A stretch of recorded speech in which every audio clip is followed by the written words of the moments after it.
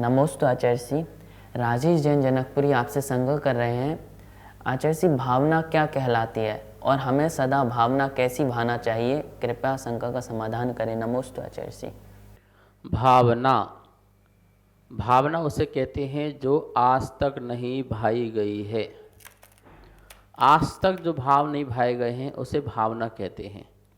हमने आज तक कौन से भाव नहीं भाए हैं?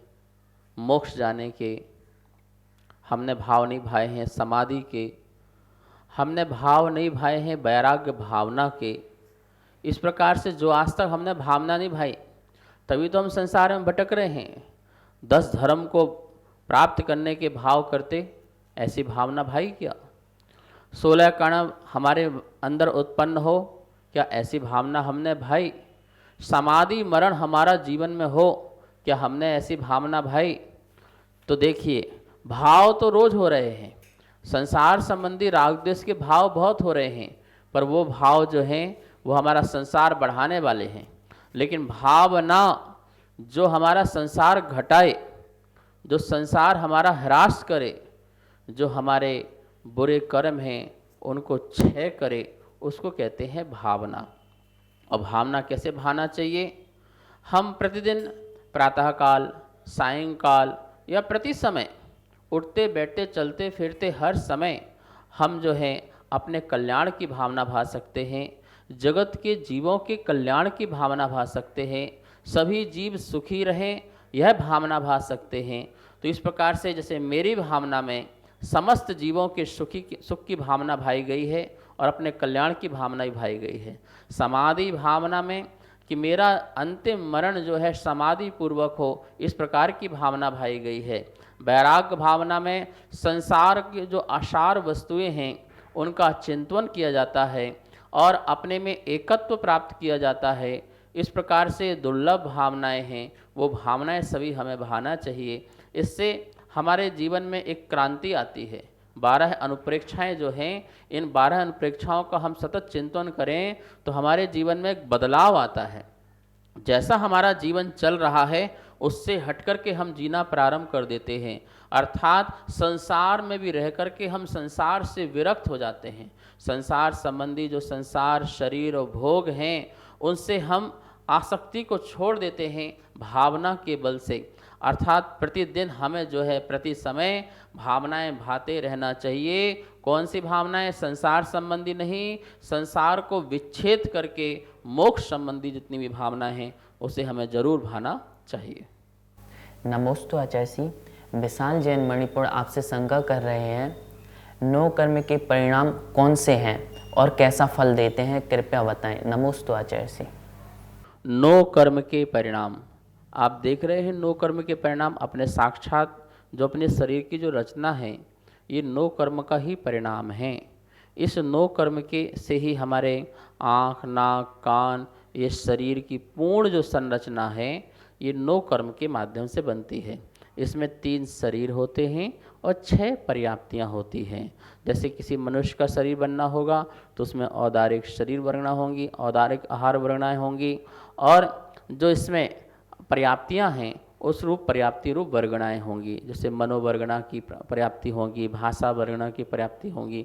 तो इस प्रकार से इनके माध्यम से हम बोल पाते हैं, हम सुन पाते हैं, हमारे जो है श्वासोच्छ्वास आदि क्रियाएं हो पाती हैं, शरीर चल पाता है, बैठ पाता है, आदि अनेक प्रकार के ये नो कर्म के परिणाम हैं। इस नो कर्म के परिणाम से ही शरीर की स्थिति बनी रहती है। और अलग अलग प्रकार से नो कर्म होते हैं। जैसे त्रियंचों का अलग है, मनुष्यों का अलग है, देवगति का अलग है। तो हर किसी की अपने शरीर की संरचना भी अलग है, इनकी बनावट भी अलग है। लेकिन आहारक वर्गणाएँ जो हैं वो कैसी हैं? मनुष्य और त्रियंच की जो है आहार वर्गना औदारिक रूप हैं, देव और नारकियों की जो हैं वो वैकिरक रूप हैं। अब परिणाम नो कर्म का क्या है? देखिए, हमारा शरीर स्वस्थ संबंधी आश्वस्त संबंधी, ये सब नो कर्म का परिणाम है। वो बात अलग है कि उसमें कर्म का उदय है साता और असाता। साता का उदय आता है तो हमारा नो कर्म जो है बहुत सुंदर हो जाता है, बहुत स्वस्थ हो जाता है, और असाता का उदय आता है तो हमारा ये नो कर्म जो है अस्वस्थ हो जाता है, बीमार हो जाता है। इस प्रकार से नो कर्म के परिणाम ये है, हमारा शरीर की संपूर्ण जो रचना है ये नो कर्म का ही परिणाम है। नमोस्तु आचार्य जी।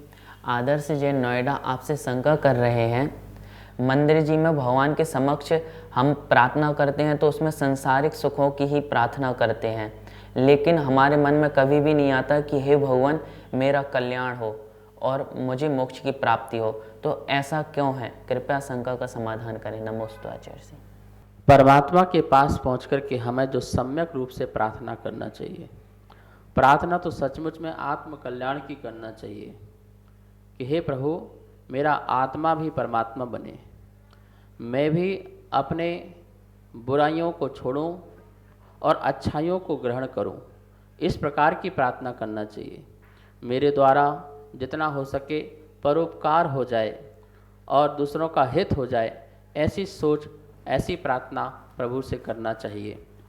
लेकिन हम लोग क्या करते हैं, मंदिर में जाते हैं और प्रार्थना करते हैं तो संसार के भोग संबंधी करते हैं प्रार्थना। हमें इस वस्तु की प्राप्ति हो जाए, मान लो जिसकी शादी नहीं हुई है तो शादी हो जाए, बेटा नहीं हुआ तो बेटा हो जाए, मकान नहीं है तो मकान बन जाए। हम भगवान को क्या बना रहे हैं और आप क्या दलील दे रहे हो? थोड़ा सा द्रव्य चढ़ा करके, थोड़ी सी वस्तु चढ़ा करके परमात्मा से ये सब मांगना चाहता है, ये सब मांगने की भाव रखी जा रहे हैं। ये करने की ज़रूरत बिल्कुल भी नहीं है, क्योंकि आप प्रभु से अच्छी सम्यक प्रार्थना करो, ये बीच की वस्तुएं आपको मिलती रहेंगी। यदि मोक्ष की इच्छा करोगे तो संसार के जो भी सुख होंगे उत्तम से उत्तम वो प्राप्त होना ही होना है। किसान जो है अच्छी खेती के लिए, अच्छी फसल के लिए खेती करता है, अच्छी फसल प्राप्त हो, उसके साथ उसे घास फूस की प्राप्ति अपने आप ही हो जाया करती है। हम यदि परमात्मा से कुछ मांगते हैं तो उससे हमारा पुण्य छीन होता है, पुण्यहीन होता है। निदान से हमें प्राप्ति तो हो जाएगी। चक्रवर्ती आदि भी मुनि बन करके, जो मुनि बने हुए हैं वो चक्रवर्ती आदि पद को प्राप्त होते हैं निदान के बल से, लेकिन उन्हें उससे मोक्ष की प्राप्ति नहीं होती है। इसलिए पद तो मिल जाएंगे, भोग संपदाएं आदि की प्राप्ति तो हो जाएंगी, लेकिन क्या होगा, वो तुम्हारा पुण्य छीन हो जाएगा। जिस पुण्य के बल से तुम मोक्ष प्राप्त कर सकते हो, उस पुण्य को तुम भोगों में मत लगाओ। धम्मम भोग निमित्तम, धर्म को भोग के निमित्त से मत अपनाओ, धर्म को आत्म कल्याण की भावना से अपनाओ। ठीक है ना? ठीक है, जो भक्त होता है कर्म के उदय आने पर भगवान को याद करता है, प्रभु को याद करता है, और करना भी चाहिए, स्मरण भी करना चाहिए।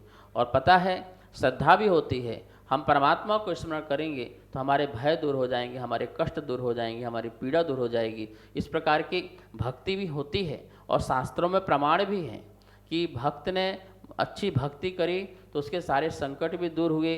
देवी देवताओं ने उसका हमें क्या किया, सानिध्य दिया, मतलब साथ दिया। तो इस प्रकार से घटनाएं चमत्कारिक बहुत शास्त्रों में हैं, लेकिन ये निश्चित मानना उन सब में तुम्हारा पुण्य का ही उदय है। उस पुण्य के उदय से तुम्हारे लिए देवी देवता भी साथ देने वाले बन जाते हैं, और इस पुण्य का उदय ना हो तो तुम्हारे जो खास हैं वो भी तुम्हारे जो है विपरीत हो जाया करते हैं। परमात्मा से हम प्रार्थना अपने आत्म कल्याण की करें, आत्म उद्धार की प्रार्थना करें। इसके साथ देखिए, जो जितना बड़ा सम्यक दृष्टि होगा उसके जीवन में बहुत अद्भुत चमत्कार अपने आप ही होंगे। उसके सारे संकट जो हैं बिल्कुल टलते जाएंगे। वो बात अलग है, हम परमात्मा पर आरोप आएगा कि परमात्मा यदि आप ना होते तो आज मेरे संकट ऐसे टलते। ऐसा भक्ति में बोला जाता है कि जो कुछ हो रहा है सब आपसे ही हो रहा है, लेकिन निश्चय में, यथार्थ में ऐसा स्वीकार नहीं करने का। निश्चय में तो यह है कि सब कर्म के द्वारा ही होता है और मेरे भावों के द्वारा ही होता है। मैं जैसा भाव करता हूँ वैसे कर्म बनते हैं, उसका वैसा फल की मुझे प्राप्ति होया करती है। भगवान का बीच में कोई लेन देन नहीं हुआ करता है। ऐसा वीतराग रूप स्वरूप परमात्मा का है। ऐसा जो सच्चा श्रद्धान करता है वो सम्यक दृष्टि भी कहलाता है। हमें भगवान से जाकर के मंगल प्रार्थना करना है, सभी जीवों के कल्याण की प्रार्थना करना है और अपने आत्म कल्याण की भी प्रार्थना करना है। इस बात का हमें बिल्कुल ध्यान रखना चाहिए, क्योंकि जो मोक्ष मार्गी हैं वो मोक्ष मार्ग के बारे में सोचें। जो संसार में जिसको लगना है, तो संसारी लोग तो परमात्मा से न जाने क्या क्या मांगते हैं और वो मांगते मांगते ही उनका सारा जीवन जो है निकल जाता है, पास में उन्हें कुछ नहीं मिलता है। आप सब लोग मोक्ष मार्गी हैं, मोक्ष मार्ग में चलने वाले हैं, भव जीव हैं। मैं चाहूँगा आप मांगिए तो क्या मांगिए, दुखक को कम्मक को बोहिला हो सुगई गमनम समाहि मरणम जिण गुण संपत्ति हो मध्यम। हे भगवान, मुझे संबोधि की प्राप्ति हो, समाधि की प्राप्ति हो, सुगति में गमन हो, यही मंगल भावना में भाता हूँ। आप जैसे गुण मुझ में भी प्रकट हों, ऐसी भावना से हमारी प्रार्थना होना चाहिए। इस कार्यक्रम के पुण्यार्चक थे